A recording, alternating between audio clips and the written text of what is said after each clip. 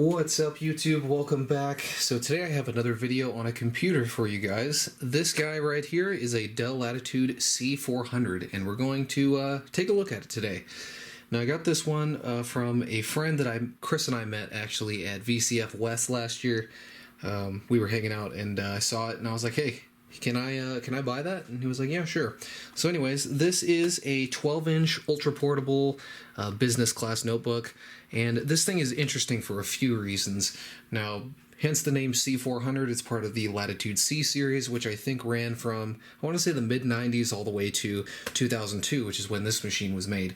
And this machine is interesting being a C series laptop because it actually uses the first iteration of this kind of silver gray design language that they used for all of the D series. Now, anyone who's been watching me since I started this YouTube channel will know that I am very familiar and fond of these. This is a Dell Latitude D600, and this machine was kind of the first Dell Latitude to use that design. All of the previous C series were kind of dark, black and completely different form factor and all that good stuff. So I always thought these were interesting. And yeah, let's go ahead and take a look at it. So this thing's in pretty decent shape. It only has a couple of scratches and, dents and whatever. And, being a 21-year-old laptop, that's to be expected. But if we go down here, as you can see, pretty small. The battery actually does work, which is really cool. I figured that out while I was playing with it earlier. And yeah, I guess we can go ahead and take a tour of the ports. We'll go ahead and start on the back. Of course, we have our heatsink here with a exhaust fan for cooling.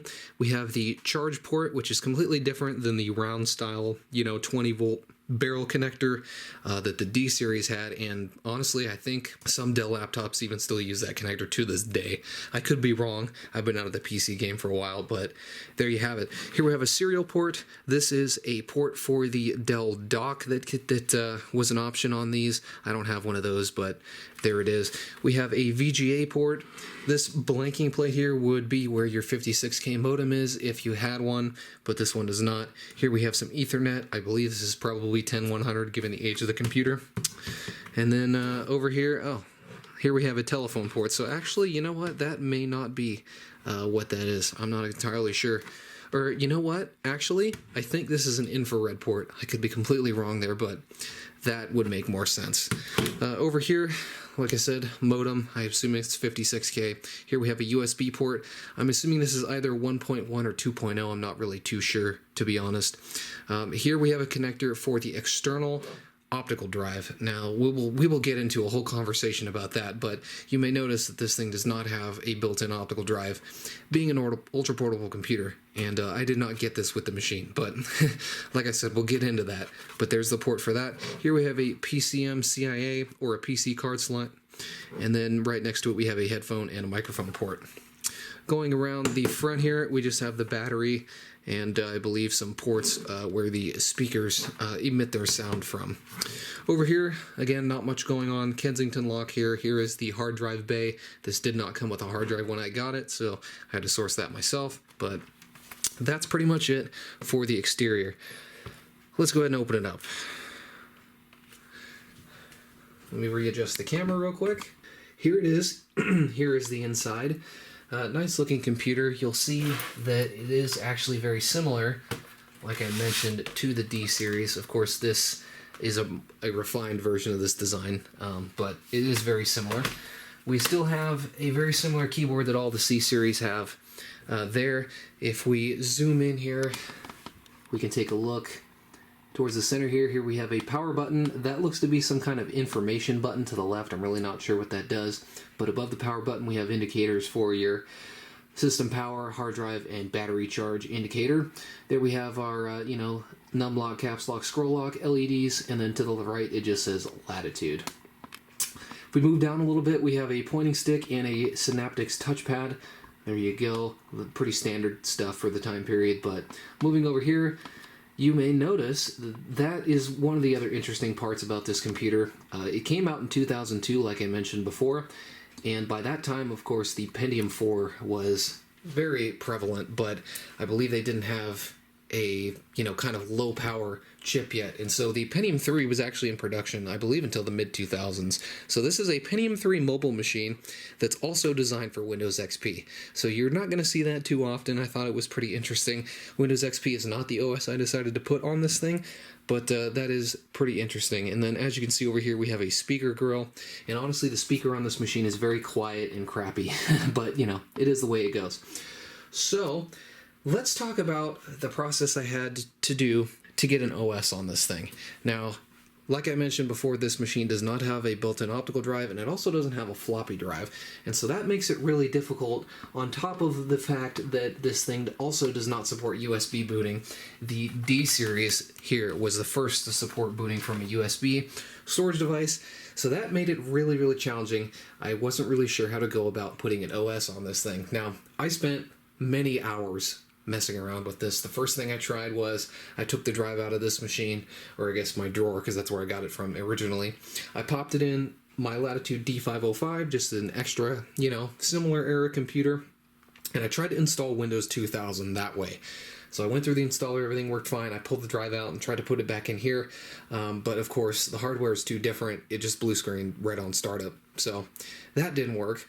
I also tried doing the same thing, but not letting it complete setup. So I went through the blue screen where it goes and copies the files and formats the drives and whatever, and then I popped the machine back in here. Same thing, wouldn't boot, blue screen on boot up. So that kind of sucked. What I ended up having to do is I ended up having to purchase an IDE to USB adapter on eBay, and I used a modern machine to help me along. So I'll save you all the little bits and pieces, but basically what I ended up having to do was I ended up having to partition the drive. It was a 20 gigabyte drive. I made a 1 gigabyte partition, and I used my modern machine to install FreeDOS on it. And then from there, I copied the Windows 2000 installation files from my CD into that root directory, popped it back in here, and then started the installation from DOS. And then from there, it worked fine, but it took a little while for me to figure that out. So that's kind of the story about how I had to get an OS on this machine. And I also imaged the drive, so in case it ever dies, it has some noisy bearings, which you'll hear, but in case it ever dies, I won't have to do that again. Anyways, without further ado, let's go ahead and power it up for you guys. Now, as you can see, like I said, I kept DOS on it. I kept that FreeDOS partition on there, just why not? In case I ever need it again, I can always reinstall Windows or something like that. But I decided to put Windows 2000 Professional on here, as you can see. Now, I have plenty of Windows XP machines, as you may notice down there. I have plenty of laptops running Windows XP, so I decided to be a little bit different and put Windows 2000 on this one. So there you have it. And for some reason, the screen does go blank during the boot up process. I'm not really sure why. I think it's a bug with the graphics driver or something like that, but it does eventually come back up, and we can log in and use the computer. Kind of strange, but it is what it is. We'll just give it a minute. There you go. Now it's loading in. So I'm going to go ahead and zoom in on the screen for this part of the video so we can take a look. I spent some time updating, you know, the Windows 2000. I actually accidentally installed RTM, so I had to update it to Service Pack 4. And there's actually a neat utility out there called Legacy Update that lets you do this stuff still. So as long as you download it on a modern machine, you can put it on here, and it basically replaces the Windows Update factory tool. And so you can plug it into Ethernet and run all those old updates again, and you know, fully update the computer. Now, I don't even know if you guys heard that, but that was the boot up sound. The speaker, for some reason, is very, very quiet. Haven't really figured out why, but there you have it. Now, as you can see, we are booted into Windows 2000 here. I took the liberty of installing a couple of programs. So, of course, I ran all the updates, and that got it up to, you know, Internet Explorer 6. I installed Windows Media Player 9, which is the last supported version, the one that comes with Windows XP. And I also installed CPU-Z, Adobe Reader 9, and VLC, just because why not? So, like I said, the battery does work. It's at 85% right now. We'll see how long it lasts. I'm only going to be using it for a few minutes to shoot this video, but there you have it. Now, first, I will take a look at my theme. I chose the Rainy Day theme in Windows 2000. I think it looks a little bit better. It's kind of like a bluish, like gunmetal kind of theme there. And then of course we have the Windows 2000 background there. So if we go into the system properties here, we can take a look. So let me go ahead and zoom in on that. Windows system properties doesn't really tell you a whole lot, but there it is, Windows 2000 Service Pack 4. And then you can see we have the Pentium 3 Mobile at 1.2 gigahertz. So I believe that was the fastest chip you could configure with one of these. So that's kind of nice. And it also does have 256 megs of RAM, as you can see there. So we'll go ahead and close that.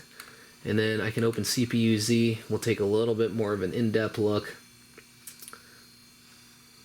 So there you have it. This is a Tualatin Pentium 3, and it's interesting, if you weren't aware, all of the previous, or the succeeding Dell Latitudes, the D series, were Pentium M based, but that was actually based on the Pentium 3. So the Pentium 4 was such a piece of crap that Intel decided to use the Pentium 3 as the basis for both the Pentium M, and I believe even the Core series of chips that came after it. So there you have it. I have Intel SpeedStep installed, so it's running at 800 megahertz, as it should.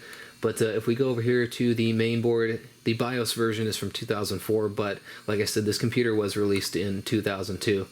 And as you can see here, it has 256 megs of RAM. Now, it does list 2 slots, but there's one not occupied. I'm not really sure if that's actually the case, but it is PC 133 RAM, as you can see.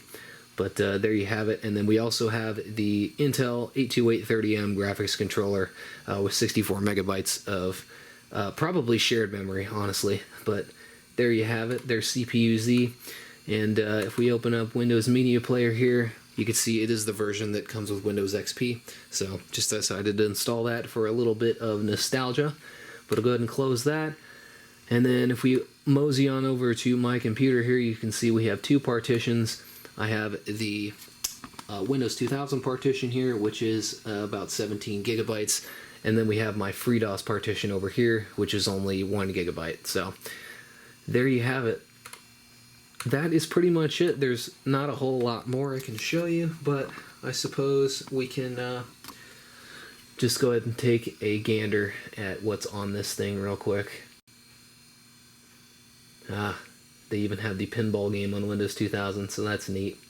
But yeah, I remember as a kid I used to have a Toshiba that my dad gave me, an old satellite. It had Windows 98, and so I just spent a bunch of time, you know, messing around with the little utilities and stuff in classic Windows, because I didn't have internet at the time. But anyways, I'm going to end the video here. It's getting a little bit long, but there you have it, guys. There is the Dell Latitude C400. It is a neat little machine. I'm happy to have it in my collection, especially since I got rid of most of my like late 90s, early 2000s laptops besides these D series. So it's cool to have another one. This is, I believe, my only machine now that's running Windows 2000, so there you have that. And yeah, that's pretty much it. Thank you guys for watching the video, and I will see you guys in the next one, whatever that happens to be. Peace.